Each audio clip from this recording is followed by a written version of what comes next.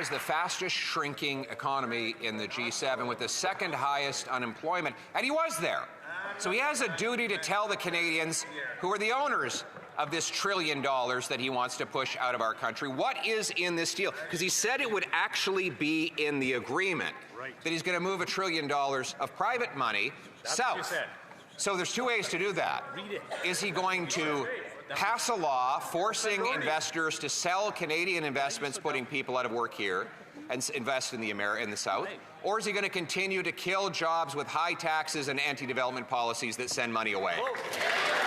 The Right Honourable Prime Minister. Mr. Speaker, I know the honourable member was not here when this government cut income taxes, cut capital gains taxes, cut the carbon tax. I know the honourable member was not here when this government passed legislation for one Canadian economy and to build major projects across this great land. But the member opposite will be here when this government presents a generational investment budget November 4th, and we hope to have this. Hear, hear. The Honourable Leader of the Opposition.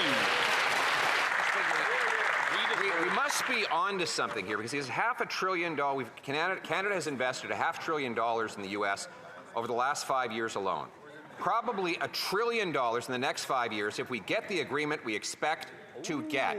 So this is what he said. This is after he has failed to get tariffs lifted on our auto workers, our lumber workers, after thousands have lost their jobs, after he created the second highest unemployment and the worst growth in the entire G7.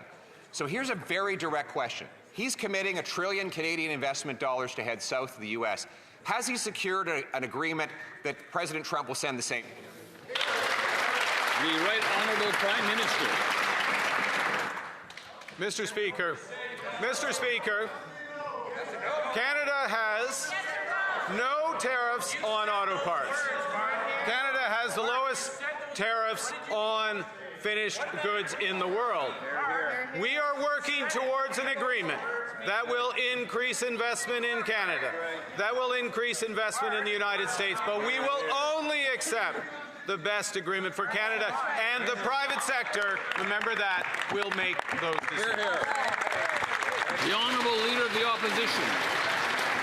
Well, he says he's going to put it right in the agreement, so presumably he's going to enforce it somehow. Another Liberal contradiction, another failure and broken promise by this Prime Minister. Let's go to energy. Just days ago, the Prime Minister voted in favour of an energy cap that would make it impossible to fill another pipeline. Then he woke up and discovered that President Trump has, for the last 8 years, supported the Keystone XL pipeline. Now, we know that as long as he blocks production in Alberta, we won't be able to fill that pipeline with oil. So what is he going to fill it with? Maple syrup? The Right Honourable Prime Minister. Mr. Speaker, I voted, as did others, a majority in the House, voted against a motion to get rid of something that does not actually exist. That's right. Okay, the first thing, does not actually exist. Secondly, we are working with the private sector. We are working with the province of Alberta. We are working with the Americans to unlock great Canadian energy to build this economy strong. The Honourable Member for Belleuil-Chambly. Mr. Speaker, we are moving forward, and a month ago, I think my colleague, the Leader of the Opposition, should be ready to talk about the independence of Quebec. But in the meantime, heavy trucks are the object of a 25% tariff as of November 1st. Lumber has different types of tariffs, up to 45%. Aluminum and steel, up to 50%. Automotive, 27.5% in tariffs.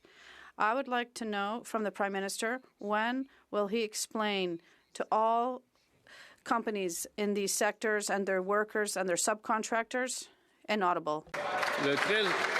The Right Honourable Prime Minister. Mr. Speaker, it was hard to hear the last part of that question. So the facts of the current situation. We have the best deal in the world with the U.S., first. Second, our tariffs, the tariffs on steel, aluminum, we are negotiating right now to bring them down. Third, the tariffs on trucks and automotive are the lowest in the world.